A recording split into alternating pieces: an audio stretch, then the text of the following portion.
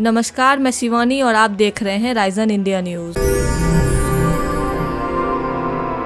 Ukraine में जारी युद्ध के बीच रूस को इंटरनेशनल अलग करने के लिए अमेरिका पूरी ताकत के साथ जुटा है। इस जंग के हालात इतनी तेजी से बदल रहे हैं कि एक हफ्ते पहले तक रूस के साथ भारत के खास रिश्तों की अहमियत को समझने की बात करने वाले जो बाइडेन की सरकार अब भारत और रूस की दोस्ती में दरार डालने के लिए हर वो पैतरा आजमा रही है जिसकी उसे जरूरत है। दरअसल अमेरिका की कोशिश है कि भारत यूक्रेन पर हमला करने वाले रूस की आलोचना करे और इंटरनेशनल मंच पर रूस की खिलाफत करे। अब सवाल ये आता है कि क्या मोदी सरकार रूस के साथ कई दशकों की दोस्ती तोड़ देगी और क्या भारत एक ऐसे देश का साथ छोड़ देगा जिसने मुश्किल वक्त में भारत की कई बार मदद की है और इस वक्त उसे भारत के मदद की उम्मीद भी है। फिलहाल तो मोदी सरकार ऐसा कुछ भी करती हुई नजर नहीं आ रही है। उसकी वजह भी बहुत ठोस है। अब हम आपको बताते हैं कि कैसी है भारत और रूस की दोस्ती और कितनी गहरी है इसकी जड़ें, जिस जड़ को खोदना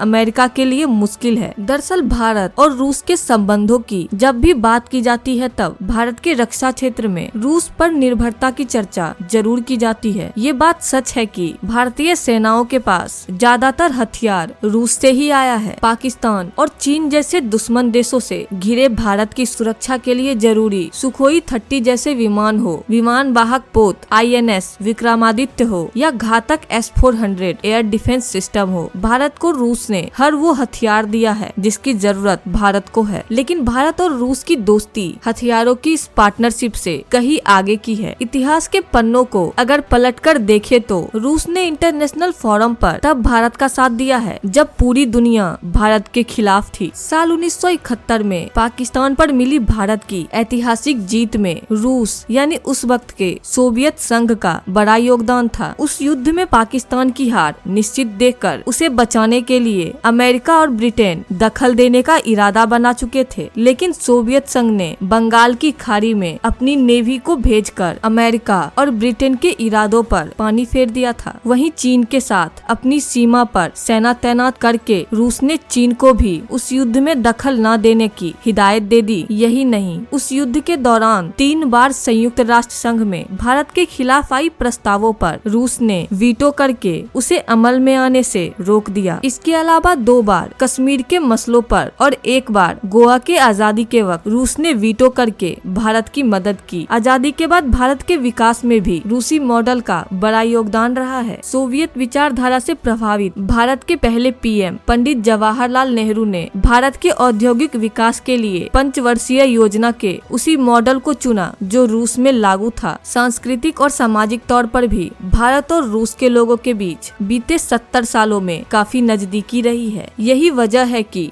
भारत के विपक्षी दल भी मोदी सरकार के रुख के खिलाफ नहीं है। अमेरिका चाहे कितनी भी दबाव बना ले, लेकिन रूस के साथ भारत की दोस्ती में दरार डाल पाना बेहद मुश्किल है। वैसे इस पूरी वीडियो को देखने के बाद आपकी क्या राय है, हमें कमेंट कर जरूर बताइएगा। साथ ही अगर वीडियो अच्छी लगी हो तो वीडियो को लाइक करके चैनल को सब्सक्राइब जरूर कर लें।